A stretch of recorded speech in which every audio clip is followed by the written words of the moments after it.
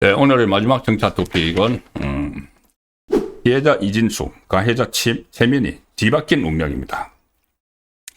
그 이진숙 그 방통위원장 시절에 최민희 과방위에서 계속 괴롭혔죠. 계속 괴롭히고 특히 정권을 잡고 나서는 나가라는 신호를 계속 줘도 이진숙 그 방통위원장이 임기를 지켜야 되겠다. 선선히 물러서질 않으니까 아예 법을 바꿔버렸습니다. 방송통신위원회를 없애버리고 방송미디어통신위원회 이렇게 글자 하나 딱 붙여가지고 그 현직인 이진숙 방통위원장을 퇴진을 시켰죠. 퇴진을 시키고 그 다음 날 또 수갑을 채워서 연행을 하는 추석 연휴 직전에 그런 일이 있었습니다. 그런데 그렇게 되면 이제 이진숙 전 위원장은 피해자가 되고 최민희는 가해자죠. 최민희가 그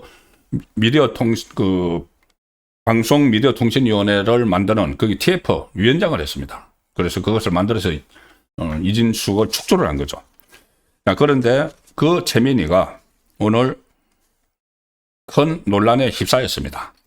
바로 국감기간에 딸을 국회에서 결혼을 시켰고 청첩장에 계좌번호와 같이 카드 결제 기능까지 막 집어넣고 이게 논란이 되자 자기가 양자 역학을 공부하느라고 딸을 못 챙겼다. 뭐 이런 식의 황당한 변명을 하고 눈물까지 보이고 실소를 자아냈는데 자 어제 국회에서 이 본회의장에서 딸 결혼식 축의금 내역을 보좌진에게 전달하는 장면이 서울신문사 카메라에 딱 걸렸습니다.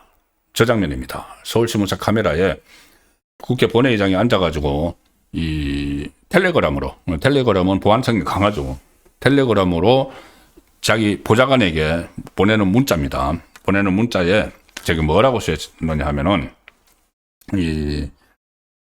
일단 소속 기업 저기 이제 모자이크 처리를 했죠. 모자이크 처리를 했는데 이 서울신문에서 보도한 거를 보면은 이 메시지에는 소속 기업 또는 기관과 이름, 액수 등이 정리되어 있었다.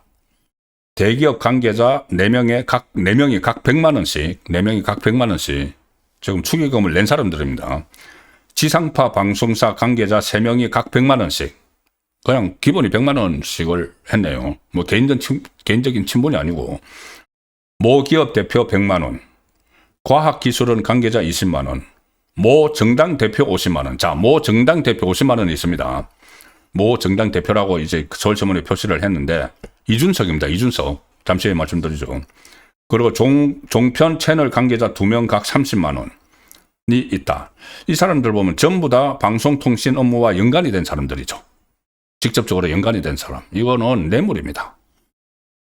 갈치라고 이제 표현도 오늘 했던데.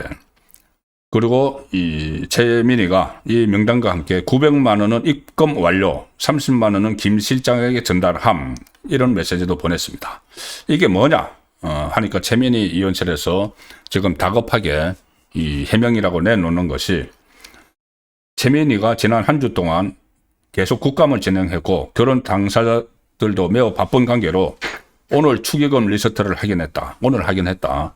그런데 상임위 관련 기관, 기업 등에서 들어온 축의금, 상임위 등과 관련 없으나 평소 친분에 비춰 관례 이상으로 들어온 축의금을 즉시 반환하기로 하고 그 명단과 금액을 전달한 것이다. 이렇게 이야기를 합니다. 자, 그런데 이게 900만 원은 입금 완료 이렇게 되어 있죠. 900만 원 입금 완료. 그러면 이 위에 있는 이런 사람들에 대해서는 이제 반환을 했다는 이야기가 됩니다. 입금 완료. 반환을 했다는 이야기가 되는데 여기서 모 정당 대표 50만 원 넣어줘. 이 모 정당 대표가 누구냐면은 이준석입니다. 이준석으로 지금 뭐 언론에서도 지금 확인이 되고 저 모자이크 처리에서도 자세히 보면은 이준석이라는 이름처럼 나옵니다. 근데 이준석이 자기가 이 기자들하고 만나서 오늘 최민희 가방위원장 딸 결혼식에 축의금을 내가 냈다. 그런데 아직까지 저한테 축의금 반환 통보가 오지 않았다. 이렇게 이야기를 합니다. 자기가 국회 가방위 소속이어서 이게 축의금을 냈는데 저래 이제 저기 문자가 들통이 나니까는 어떤 맥락의 문자 메시지인지도 잘 모르겠고 그게 실제로 반환을 위한 문자 메시지라는 얘기도 있던데 아직까지 저한테 축의금 반환 통보가 오진 않았다. 이렇게 이야기를 합니다. 본인은 입금 완료 뭐 이런 식으로 했는데 그래서 저 명단이 과연 그 반환하기 위한 명단인가 그것도 지금 의구심이 들고 지금 무슨 내용인지 더 파악을 해봐야 됩니다. 그리고 거기다가 받고 좀 탈이 날까봐 반환을 했어도 그것도 그 현행법에 위반이 되는 것이죠. 그래서 이거는 단순한 문제가 아니고 일단 피감 기관을 일종의 갈취를 하는 그런 상황이 됐습니다. 국회 국정감사기관에 국회에서 버젓이 결혼식을 한다고 다 알려놓고 그리고 거기서 심지어 뭐 도중에 없앴지만은 카드 결제 기능까지 다 했다면은 이건 의도적으로 갈취하는 거죠. 그렇게 되면 이게 또 국회 김영란법에 의해서 국회의원들은 5만 원 이상을 받으면 안 됩니다. 그런데 조금 전에 보니까 100만 원 막 그렇죠. 이준석도 50만 원. 그러면은 김영란법 위반이죠. 김영란법 위반입니다.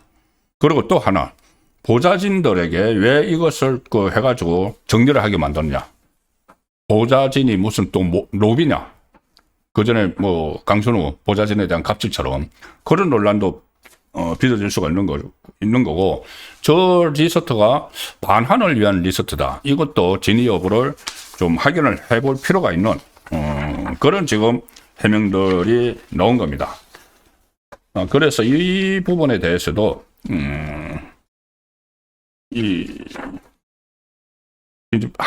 확장되는 이슈가 뭐냐면은 얼마 전에 이재명이 집권하고 나서 바로 그 직후에 이 하림각에서 그 아들 이동호 씨 대규모 초호화 결혼식을 올렸죠. 근데 그때 전부 다 축의금이 전부 다 이 계좌가 다 알려졌습니다. 그러면 과연 최민희에게 방통위원장에게 저희 가방위원장에게 뭐 보통 기업이 100만 원씩 막 했는데 이재명에게는 얼마나 많은 기업에서 얼마나 많은 액수를 했을까? 당장 궁금해지죠. 그래서 주진우 의원이 오늘 이재명의 아들 결혼식에서 받은 축의금 총액하고 명단을 공개하라 이렇게 또 촉구를 했습니다. 그리고 최민희에 비해서 이재명은 이해 관계자가 광범위하다. 이해 충돌이 없는지 아들 결혼식의 축의금 총액과 명단이 밝혀져야 된다. 최민희 위원장이 권력자의 축의금 정가가 최소 100만 원이라는 사실을 인정을 해버렸다. 수백 개의 화한, 수백 명의 하객, 수억 원의 축의금이 직관적으로 다 보인다. 그럼 이재명은 도대체 얼마겠느냐? 자, 그리고 현직 대통령의 자녀 결혼식 축의금 정가는 얼마일까? 가늠조차 힘들다. 축의금은 혼주의 소유라는 것이 확립된 판례다. 혼주를 알아서 들어온 거는 혼주의 소유가 되는 거죠. 그러니까 다 이재명의 소유가 되는 거죠. 이재명이 다 자기 앞에 들어왔으면은 이재명이 가져가셔야 되고 이동호에게 안 주고 가져가셔야 되고 가져갔으면은 거기에 대해서 세금을 내야죠. 그리고 재산 등록을 해야 되죠. 뭐 세금은 모르겠지만 그것까지 세금은 안 내겠지만 그러니까 재산 등록을 해야 됩니다. 재산이 현금이 몇 억은 늘어났다고 그 재산 등록을 했어야 되는 거고 그렇지 않고 이동호에게 다 줘버렸다면은 그것은 증여세 탈루가 되는 거죠. 소유는 혼주니까는 증여세 탈루가 되는 것이기 때문에 그냥 호기심에서 이재명 축의금 얼마 받았는지 까봐 하는 것이 아니고 위법 소지가 있기 때문에 공개를 하라는 이야기입니다. 자, 이제 이렇게 되면은 재민이는 최근에 또 MBC하고 또 싸워서 좌파들로부터 좌파들의 MBC 편을 들어주고 있죠. 그래서 재민이가 정치적으로 이제 몰락의 길로 갈 수밖에 없는 상황인데 재민이의 피해자인 이진숙 전 방통위원장이 오늘 3차 조사를 받기 위해서 서울 영등포 경찰서에 출석을 했다가 귀가를 했습니다. 오늘 영등포 경찰서에 도착해서 아주 또 강하게 이재명 정권을 비판을 합니다. 이렇게 이야기합니다. 또 특히 경찰의 무능함, 무리한 수사, 강압 수사 여기에 대해서 그동안 평범한 시민으로 살아오면서 경찰을 보면 안심하고 든든했는데 유치장에서 2박 3일을 지내고 보니 경찰이 권력의 도구로 사용될 수도 있겠다는 생각을 했다. 이제 경찰을 보면 공포를 느낀다. 나를 잡아 가둘 수 있겠구나. 저 같은 사람한테 일어날 수 있는 일들이 자유시민 모두에게나 일어날 수 있는 일이 됐다. 그런 나라가 돼버렸다. 자, 그렇게 작심 발언을 하고 또 조사를 마치고 나서 다시 기자들과 만났는데 현재의 대한민국은 대통령 편에 서지 않으면 죄인이 되는 세상이 되어버렸다. 그래서 또 상당히 이 경찰과 이재명 정권을 비판을 하는 메시지를 내놨습니다. 이진숙 방통위원장은 이번에 이 일을 겪으면서 정치적으로 굉장히 이 몸집이 커졌죠. 자기 대통령 선호도 조사에도 오르고 또 한편으로는 대구시장의 영순위 이렇게까지 말이 되고 한쪽에서는 또 대구시장으로 갈 게 아니고 국회의원 보궐선거도 있으니까 지방선거 때 보선에 나가서 배지를 달아서 돌아와서 정말 싸워야 된다. 이런 평가까지 받고 있습니다. 그래서 제가 이 피해자 이진숙 그리고 가해자 최민희의 뒤바뀐 운명을 설명을 드렸습니다.